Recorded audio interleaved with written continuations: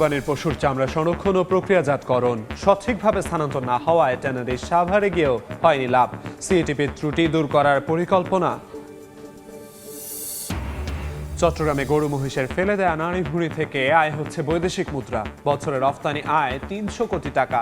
গন্তব্য চীন, Hong Kong, Thailand ও Vietnam সহ বিভিন্ন দেশ। মূল্যবৃদ্ধির দাপটে মধ্যবিত্তের নাগাল ছাড়া হলেও ব্যবহার কমেনি স্বর্ণের। দাম কমাতে নতুন অর্থবছর থেকে প্রতি ভরিতে ২,০০০ টাকা ভ্যাট আরোপের দাবি বাজুসের। এবং ঈদ আনন্দে মাতোয়ারা দেশ।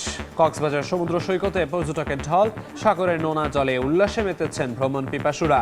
বিভিন্ন বিনোদন কেন্দ্রে দর্শনার্থীর ভিড়।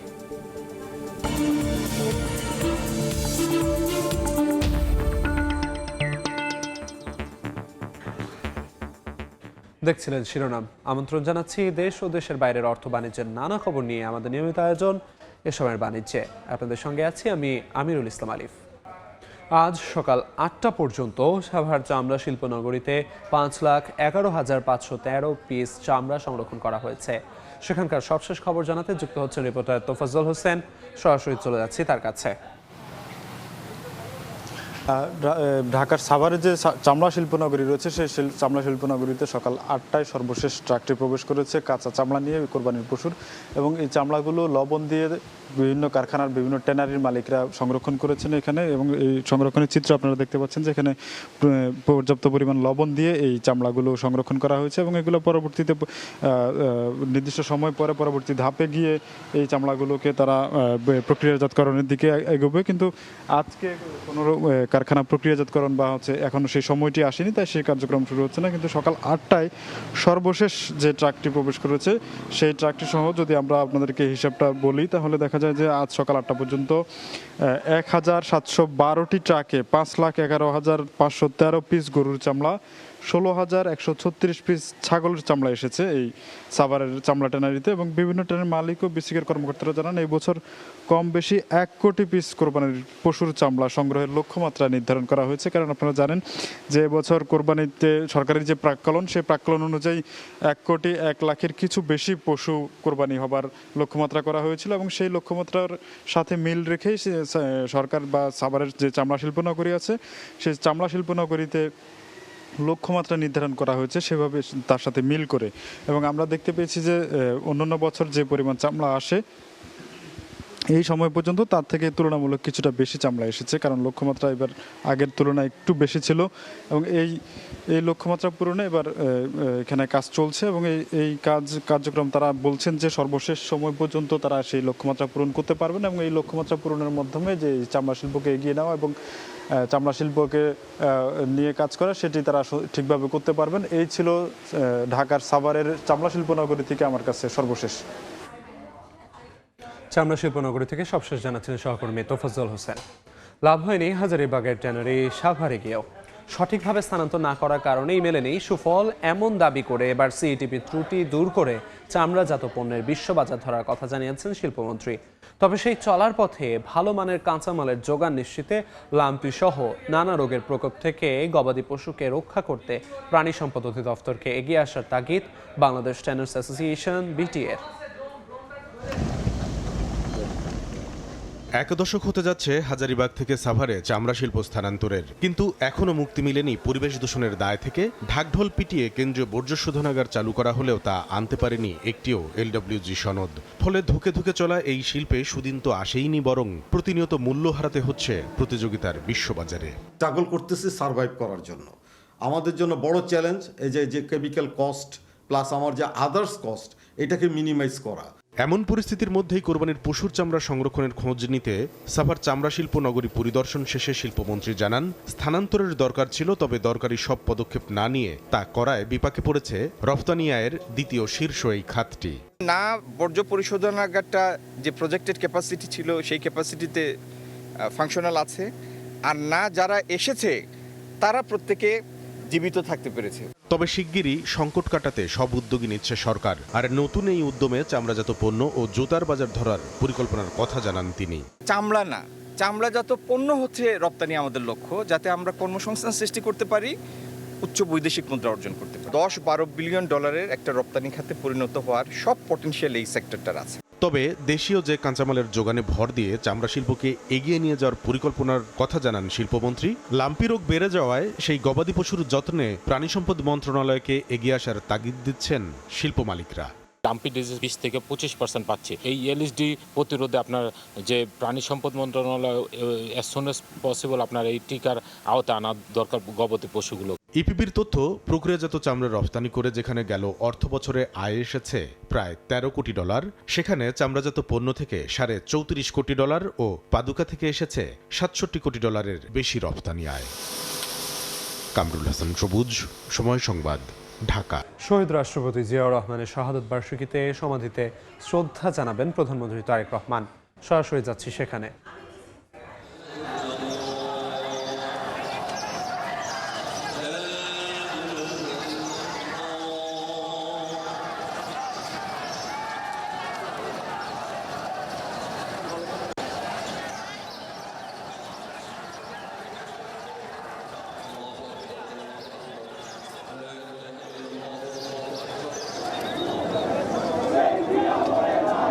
প্রধানমন্ত্রী তারেক রহমান এইমাত্রই সাবেক রাষ্ট্রপতি জিয়াউর রহমানের সমাধিস্থলে এসেছেন। কিছুক্ষণের মধ্যে উনি শ্রদ্ধা নিবেদন করবেন। দলের প্রতিষ্ঠাতার আজ মৃত্যু শাহাদত বার্ষিকী।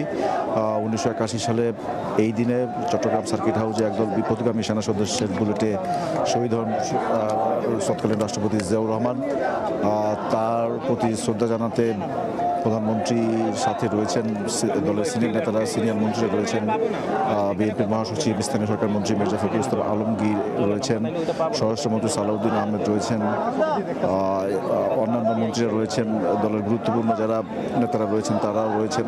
এই দলের প্রতিষ্ঠাতাকে স্মরণ করতে এই শাহাদত বার্ষিকীতে আজকে নেতাকর্মীদের ইতিমধ্যেই ঢল নেমেছে এই জিয়া উদ্যানে। যদিও তারা এখন পর্যন্ত আসলে সমাধিস্থলে যারা তো পৌঁছতে পারেনি, প্রধানমন্ত্রীর আনুষ্ঠানিকতা শেষে নেতাকর্মীরা হয়তো সেই সমাধিস্থলে তারা শ্রদ্ধা নিবেদন করবেন। এই মুহূর্তে শ্রদ্ধা নিবেদন করছেন প্রধানমন্ত্রী তারেক রহমান। তার সাথে রয়েছেন দলের সিনিয়র নেতারা এবং মন্ত্রী পরিষদের সদস্যরা। 1981 সালের এই দিনে চট্টগ্রাম সার্কিট হাউসে একদল বিপদগামী সেনা সদস্যের বুলেটে শহীদ হন তৎকালীন রাষ্ট্রপতি জিয়াউর রহমান। তার প্রতি শ্রদ্ধা জানাতে এখানে আজকে এসেছেন প্রধানমন্ত্রী তারেক রহমান। তো শ্রদ্ধা নিবেদন পর্ব শেষে উনি আজকে আরও কয়েকটি কর্মসূচিতে অংশ নেবেন। ঢাকার উত্তর এবং ঢাকা দক্ষিণে মোট 16টি স্পটে দোয়া মাহফিলের আয়োজন করা হয়েছে। সেখানে সেই দোয়া মাহফিলে উনি অংশ নেবেন এবং সেখানে দুস্থদের মাঝে খাবার এবং পোশাক বিতরণ করবেন প্রধানমন্ত্রী তারেক রহমান। এখান থেকে এই জিয়া উদ্যানের আনুষ্ঠানিকতা শেষে অর্থাৎ শহীদ রাষ্ট্রপতি জিয়াউর রহমানের প্রতি শ্রদ্ধা নিবেদন শেষে উনি মানিক এভিনিউতে যাবেন। রাজধানী উচ্চ বিদ্যালয় মাঠে তার এই প্রথম কর্মসূচি। একে একে আরও 16টি স্পটে উনি যাবেন। ঢাকা মহানগরের উত্তরের 8টি স্পট এবং ঢাকা মহানগরের দক্ষিণের আরও 8টি স্পটে উনি এই দিনব্যাপী আজকে দুস্থদের মাঝে খাবার বিতরণ করবেন। পাশাপাশি সেখানে দোয়ায় অংশ নেবেন শহীদ রাষ্ট্রপতি জিয়াউর রহমানের আত্মার মাগফিরাত কামনায়। তো সেসব স্পটেও আমরা দেখেছি যে মানিক ভাই এভিনিউ যে রাজধানী উচ্চ বিদ্যালয়, সেখানে আমরা দেখেছি যে অনেক দুস্থ মানুষ ভিড় করেছেন। দলীয় নেতাকর্মীরা তো রয়েছেনই, সেখানে যারা আয়োজক রয়েছেন। তো প্রধানমন্ত্রী আনুষ্ঠানিকতা চলছে এই শহীদ রাষ্ট্রপতি জিয়াউর রহমানের প্রতি যে শ্রদ্ধা নিবেদন পর্বটি। প্রধানমন্ত্রী এই মুহূর্তে শ্রদ্ধা নিবেদন শেষে ফাতিহা পাঠ শেষে শহীদ রাষ্ট্রপতি জিয়াউর রহমানের আত্মার মাগফিরাত কামনা করে দলের সিনিয়র নেতা এবং মন্ত্রীদের নিয়ে প্রধানমন্ত্রী এই মুহূর্তে দোয়ায় অংশ নিয়েছেন।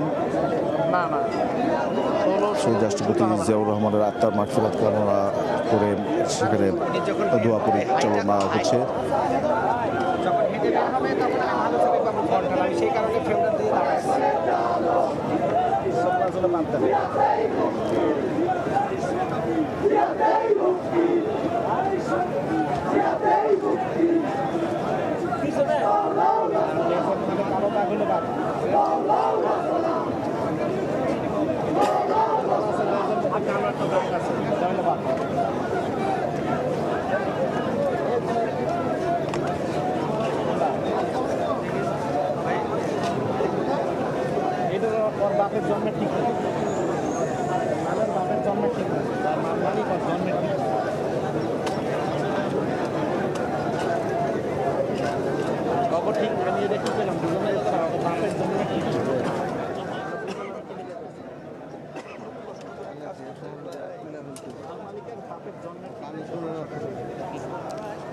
অনেকদিন পর একটি মুক্ত পরিবেশে বিএনপি তার প্রতিষ্ঠাতার এই শাহাদাত বার্ষিকীতে শ্রদ্ধা নিবেদন করতে পারছে।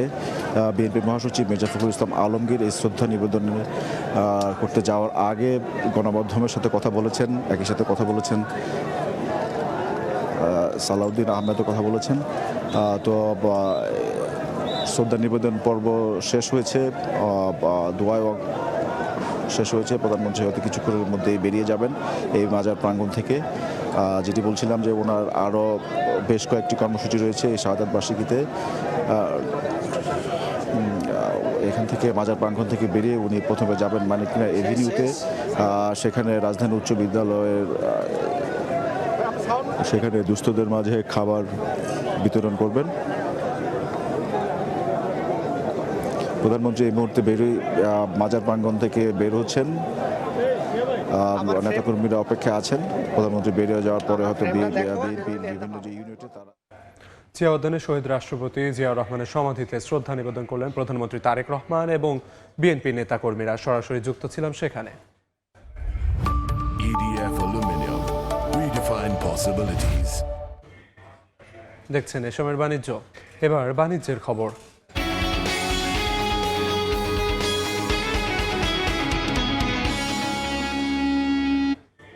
ফেনী শহরের পৌর মৎস্য আড়তে বেড়েছে মাছের দাম। শনিবার প্রকারভেদে দাম বেড়েছে 20 থেকে 150 টাকা পর্যন্ত।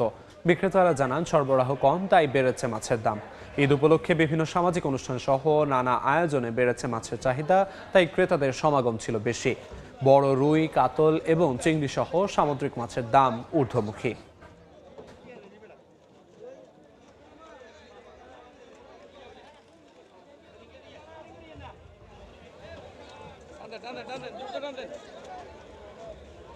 দেখছেন এ সময়ের বাণিজ্য। হজের আনুষ্ঠানিকতা শেষে দেশে ফিরতে শুরু করেছেন হাজিরা। শুক্রবার স্থানীয় সময় মধ্যরাতেই জেদ্দার কিং আব্দুল আজিজ আন্তর্জাতিক বিমানবন্দর থেকে উড়াল দেয় প্রথম ফিরতি ফ্লাইট। সৌদি এয়ারলাইন্স SV5806 ফ্লাইটের মাধ্যমে শনিবার সকাল 10টার দিকে শাহজালাল আন্তর্জাতিক বিমানবন্দরে পৌঁছান হাজিরা। প্রথম দিনে 13টি ফ্লাইটে দেশে ফিরবেন 5434 জন হাজি। এবছর পবিত্র মক্কায় হজ পালনে গেছেন 79,164 জন, এর মধ্যে মারা গেছেন 31 জন। এ সময়ের বাণিজ্য।